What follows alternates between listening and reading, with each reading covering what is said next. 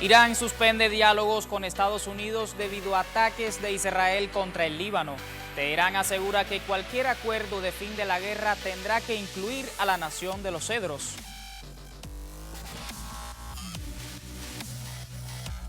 Colombia celebró la primera vuelta de las elecciones presidenciales este 31 de mayo.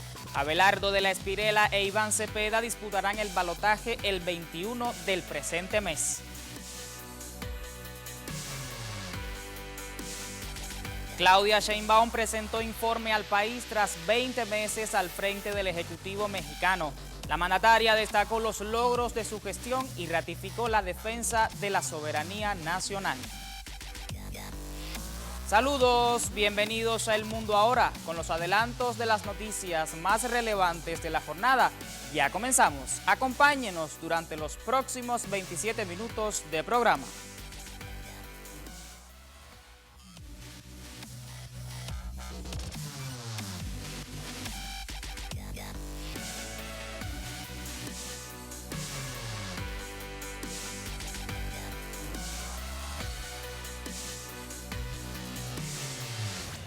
Iniciamos con las informaciones de mayor impacto en las últimas horas. La República Islámica de Irán anunció este lunes la ruptura inmediata de las conversaciones con Estados Unidos. Así lo refiere la agencia de noticias Tasnim. Medios locales dan cuenta de que la nación persa evalúa además la posibilidad de bloquear por completo el estrecho de Hormuz. La suspensión del intercambio de mensajes responde a los constantes bombardeos perpetrados por el ejército de Israel contra el Líbano, los cuales fueron calificados por Teherán como crímenes de guerra. Las autoridades de Irán enfatizaron que las comunicaciones continuarán congeladas de manera absoluta hasta que se detenga la agresión militar contra la Franja de Gaza y el territorio libanés. La agencia Tasnim señaló que mientras no se cumplan las exigencias de la nación persa y de la resistencia, no habrá ningún tipo de diálogo. También trasciende este lunes que el jefe del parlamento iraní, Mohammad Ghalibaf, condenó la ola de ataques de Israel contra la nación de los cedros. En la misma línea se pronunció el ministro de Asuntos Exteriores iraní, Seyed Abbas Araghchi, quien advirtió que Washington y Tel Aviv asumirían la responsabilidad de cualquier agresión. Y la escalada de crímenes de guerra en el Líbano por parte del régimen sionista genocida constituyen pruebas claras del incumplimiento del alto el fuego por Estados Unidos. Toda decisión tiene un costo, y tarde o temprano llega el momento de pagar la factura. Todo acabará encajando en su lugar. El canciller persa Seyed Abbas Araghchi recordó que el alto el fuego entre Irán y Estados Unidos es de manera inequívoca un alto el fuego en todos los frentes, incluido el Líbano. En mensaje en la red social X, Araghchi advirtió que Washington y el régimen de Tel Aviv son responsables de las consecuencias derivadas de cualquier incumplimiento. Este lunes, la cadena panárabe Al Mayadin informó que al menos 3 civiles resultaron fallecidos por bombardeos israelíes. Asimismo, el ente sionista lanzó ataques contra varias localidades en el distrito de Tiro. De acuerdo con el Ministerio de Salud libanés, ya son más de 3.000 personas asesinadas a causa de la agresión de Tel Aviv. Desde la frontera este lunes por la mañana, el fuego israelí sobre el Líbano continúa. En el sur del país, como aquí en Marja Jouno y también en Arab Salim, pero también en los suburbios del sur de la capital, donde el primer ministro israelí y su ministro de Defensa han ordenado nuevos ataques. Una intensificación similar a la de los últimos días. El ejército israelí ha avanzado considerablemente en el territorio libanés, mientras continúa con sus ataques aéreos. A pesar del alto el fuego acordado el 17 de abril, tras tomar la ciudadela de Beaufort, el ejército israelí ordenó la evacuación de 9 pueblos del sur. Más de 1 millón de personas han sido desplazadas desde el inicio de la guerra. Ahora nos resulta imposible volver a casa. La ciudad ha sufrido importantes destrozos y hemos perdido a muchos seres queridos. La situación es extremadamente difícil. Mientras su país se dispone a mantener nuevas conversaciones con Israel el martes y el miércoles en Washington, el presidente libanés denuncia una agresión feroz y condenable. Y tras las amenazas del primer ministro israelí Benjamín Netanyahu de bombardear los distritos de Dayeh y la capital libanesa, el cuartel general central de Irán emitió un aviso de evacuación para los colonos en los territorios ocupados del norte. Un portavoz de las Fuerzas Armadas de la nación persa advirtió a Israel y a sus aliados que no tolerarán las atrocidades en curso del ente sionista. El militar aseveró que Tel Aviv asesina a niños y ha librado una agresión flagrante contra el Líbano, con un saldo superior a 3.000 personas inocentes muertas. Anteriormente, el portavoz del Ministerio de Asuntos Exteriores, Ismail Bagay, declaró que un alto el fuego en la Nación de los Cedros es inseparable de cualquier acuerdo para poner fin a la guerra con Estados Unidos. Entre tanto, tras la posibilidad real de un cierre total en el estrecho de Hormuz por parte de Teherán, un miembro del Parlamento iraní afirmó que fueron los propios agresores quienes provocaron dicha situación. Escuchemos. Sin duda, al final ellos mismos provocaron esta situación. Nunca quisimos que se cerrara el estrecho de Hormuz, pero como nos impusieron la guerra y lo hicieron en pleno proceso de negociación durante la segunda y tercera ronda de conversaciones, ahora deben asumir su responsabilidad por las consecuencias. Les advertimos de que no cometieran el error de iniciar una guerra, pero ahora que lo han hecho, deben responder ante Europa, los países de Asia Oriental e incluso los países del sur del Golfo Pérsico y los países árabes. No iniciamos esta guerra. Antes, el tráfico por el estrecho de Hormuz era libre y seguro, sin inseguridad ni interrupciones. Pero una vez que Estados Unidos e Israel provocaron esta situación, ahora deben responder ante el mundo. Por otra parte, el portavoz de la Cancillería iraní, Ismail Bagay, acusó hoy a Estados Unidos de mala conducta y mala fe después de los ataques del domingo contra sitios militares iraníes. El vocero afirmó que las acciones violaron el alto el fuego y dieron derecho al país persa a tomar medidas defensivas. Durante su habitual comparecencia ante los medios, el funcionario también descartó de forma categórica la existencia de discusiones en torno al programa nuclear iraní con la administración norteamericana. Las acciones del alto el fuego son en sí mismas un indicio de mala conducta y mala fe por parte de los Estados Unidos. Estas acciones estadounidenses no son meras violaciones del alto el fuego, constituyen un acto de agresión y una violación del artículo 2, párrafo 4 de la Carta de las Naciones Unidas. Nos facultan y autorizan, de conformidad con el derecho de legítima defensa, a adoptar las medidas defensivas correspondientes. Un alto mando del Cuerpo de Guardianes de la Revolución Islámica afirmó que el presidente de Estados Unidos, Donald Trump, no tiene buenas opciones y señaló que el cambio en el equilibrio de poder regional se dará a favor de Irán. Veamos. Irán se encuentra ahora en una posición de victoria y superioridad. La República Islámica ha declarado sus condiciones para superar el actual estancamiento, y ahora le corresponde a Estados Unidos tomar una decisión al respecto. Trump, cuya derrota en la guerra es evidente para todos, ahora se enfrenta a dos caminos para escoger, el malo o el peor. El general de brigada Yadollah Javani afirma que Irán ha ganado la batalla y Estados Unidos y el régimen sionista se hunden en la espiral de derrota y decadencia. Subrayó la necesidad de preservar la unidad y la cohesión nacionales para salvaguardar los logros del país persa.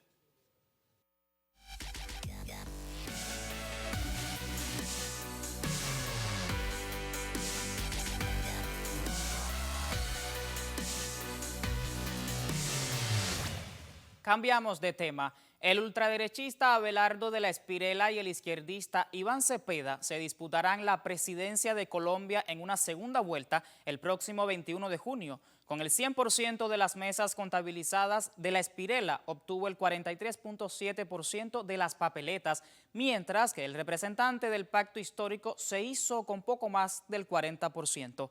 En tercer lugar se ubicó Paloma Valencia del uribista Centro Democrático. De acuerdo con la ley electoral en Colombia, para ganar la presidencia en primera vuelta, un candidato debe obtener más del 50% de los votos.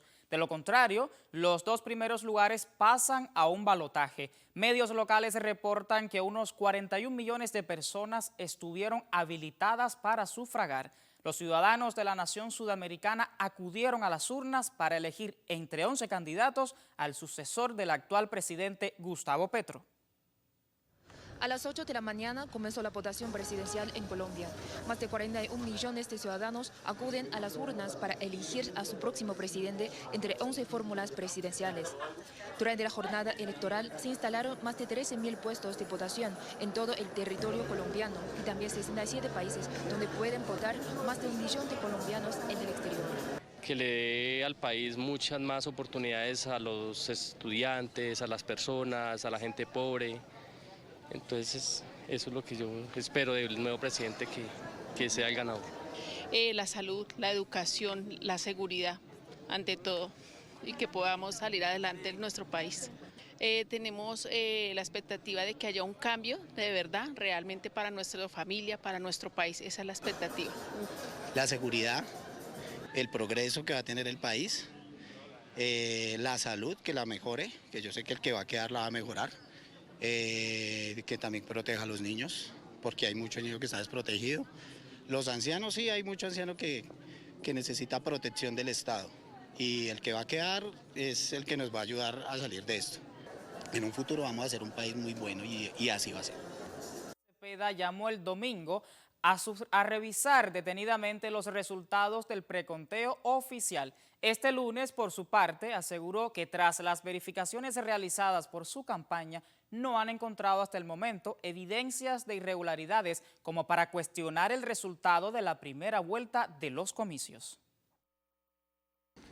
Lo que ha cambiado de la noche de ayer al día de hoy es que nuestro aparato o nuestro dispositivo que anunciamos de control de resultados, de observación de resultados, de verificación de resultados, ha estado trabajando intensamente en esta noche.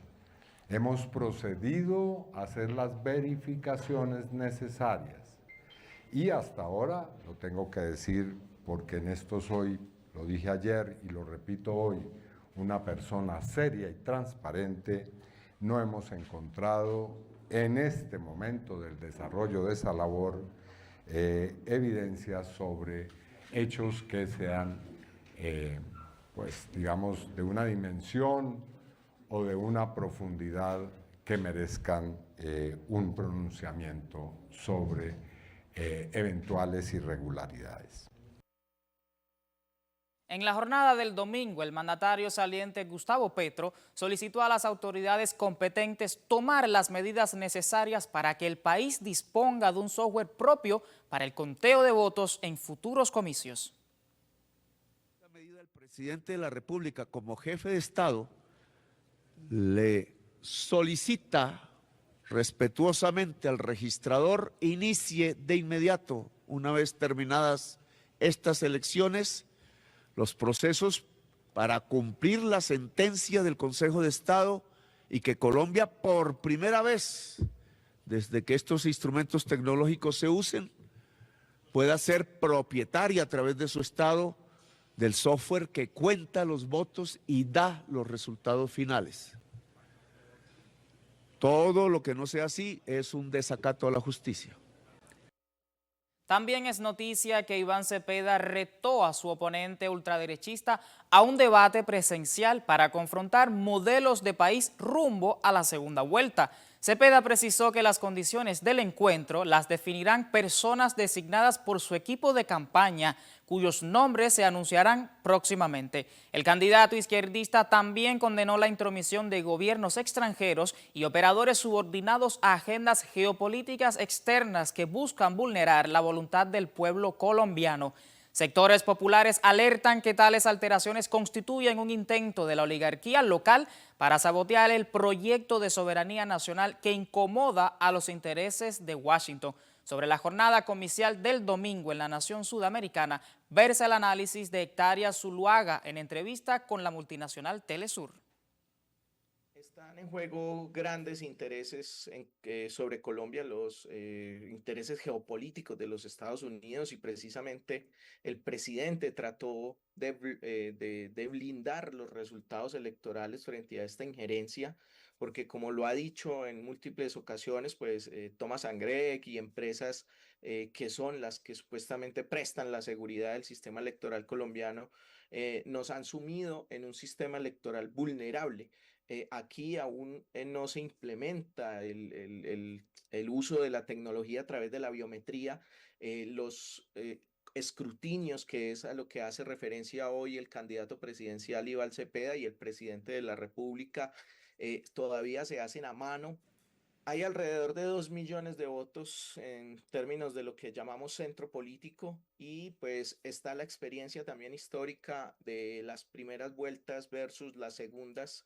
El mismo presidente Gustavo Petro logró aumentar casi 1.200.000 los votos para la segunda vuelta y superar el candidato de la derecha. En este momento la izquierda ha venido creciendo progresivamente, y en ese sentido por eso también de pronto había cierta positivismo para ganar en primera vuelta, porque desde la primera elección en la que la coalición Partido Polo Democrático, que fue esa primera experiencia unitaria de la izquierda y de otros sectores, obtuvo 1 millón de votos, hasta el día de hoy el candidato Iván Cepeda ha logrado cohesionar alrededor entonces de estos 9 millones de votos que pueden continuar creciendo frente incluso a sectores de la población que nos expresaron ampliamente en las votaciones del día de ayer, como lo son los jóvenes. No fue masiva la votación de los jóvenes en nuestro país, y es también un lugar en el que puede crecer mucho más fácil el sector del pacto histórico y las fuerzas democráticas y progresistas que un candidato que representa hoy el continuismo, que representa precisamente en sus promesas, lo ha dicho, la posibilidad de la represión y del trato militar y violento a la movilización ciudadana, como se vivió en el llamado estallido social en Colombia, donde muchos jóvenes por causa de la fuerza pública perdieron sus ojos. Entonces el progresismo puede apostar a este proceso de consolidación.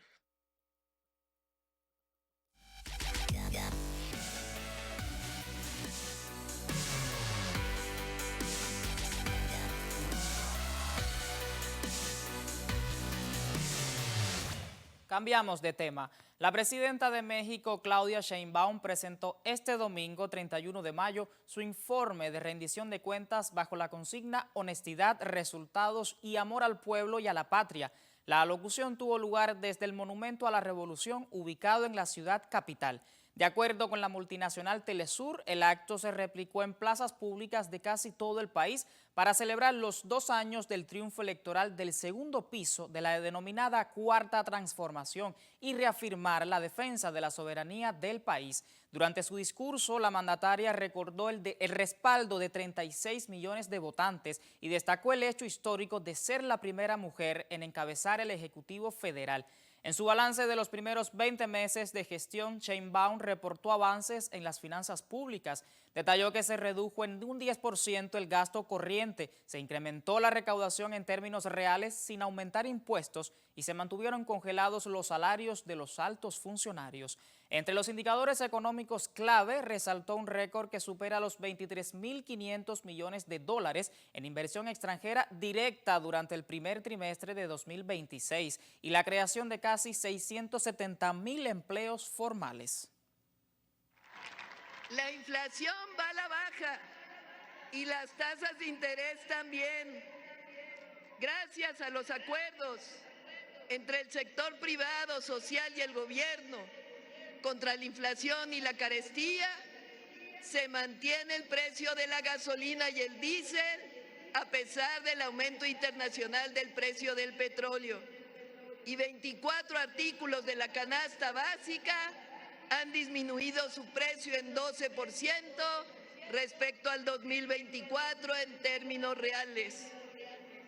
El peso está fuerte. El tipo de cambio se ubicó en 14.40 pesos por dólar, a diferencia de hace un año que estaba en 19.65 pesos por dólar. Y escuchen esto, el peso mexicano es la segunda moneda que más se ha apreciado frente al dólar estadounidense de todas las monedas del mundo. La presidenta Claudia Sheinbaum enumeró las acciones de su gobierno en los sectores educativos y de salud.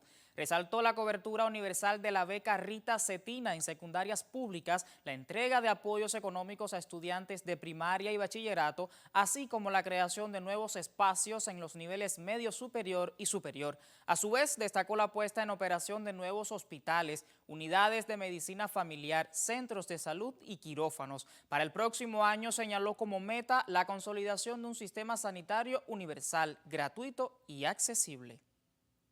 Nuestro objetivo es claro e inicia en 2027. Construir un verdadero sistema universal de salud gratuito y accesible para todas y todos los mexicanos, que independientemente de la derechohabiencia se pueda asistir a cualquier centro de salud u hospital del IMSS Bienestar o del ISSSTE. Iniciamos la credencialización de este sistema para los adultos mayores este año. En vivienda para el bienestar estamos avanzando como nunca antes. La meta es construir 1.800.000 viviendas para las familias que ganan menos de 2 salarios mínimos. Ya hemos entregado miles de hogares y más de 1 millón de casas se encuentran en construcción. Además, corregimos una de las mayores injusticias heredadas del pasado. Más de 5 millones de familias dejaron de estar atrapadas en créditos impagables. A propósito de su informe de rendición de cuentas al país, la jefa del Ejecutivo mexicano dedicó un momento para señalar su labor en materia de atención a las mujeres y a las comunidades indígenas. Distribuido 27 millones de cartillas de derechos de las mujeres. Con los pueblos indígenas y afromexicanos, México ha iniciado una nueva etapa. Además del cambio en la Constitución, el próximo mes saldrá a consulta pública la Ley General de Pueblos Indígenas.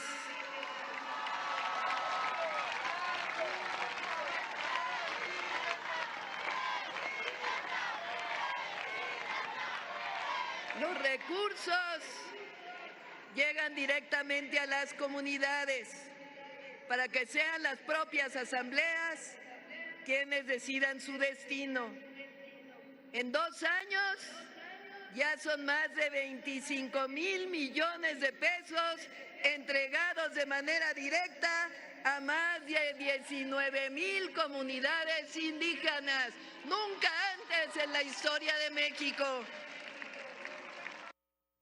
El domingo, Claudia Sheinbaum criticó a los sectores de la derecha de su país, los calificó de entreguistas y los acusó de promover las presiones de políticos extranjeros para recuperar los privilegios perdidos. Lamentó que personajes de la oposición viajen al extranjero para hablar en contra de la nación norteamericana e incluso inviten a representantes de la ultraderecha española para rendir homenaje a Hernán Cortés, el conquistador. La mandataria descartó las acusaciones que señalan a su gobierno de presuntamente buscar una dictadura o apoyar la censura y defendió que México es uno de los países con mayores libertades en el mundo.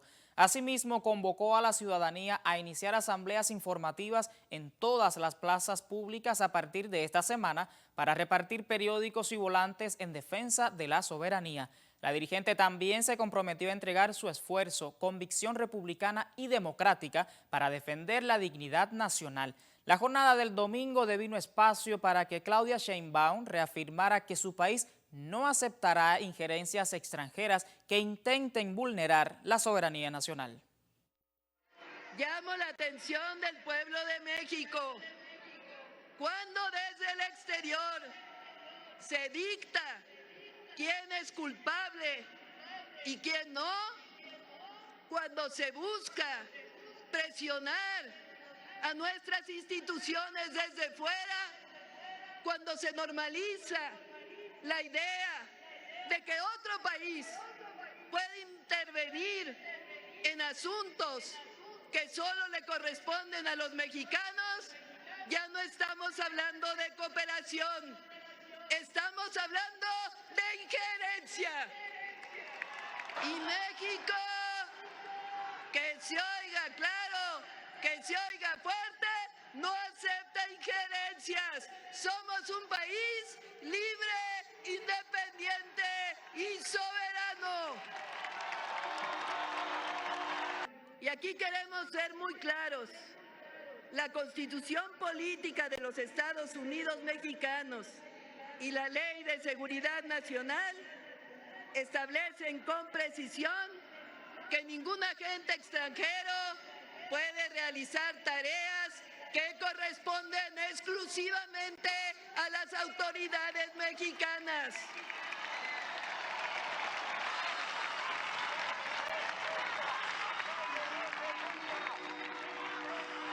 Quien venga a nuestro país debe hacerlo con respeto a nuestra soberanía, acreditándose conforme a la ley y sujeto a nuestras normas.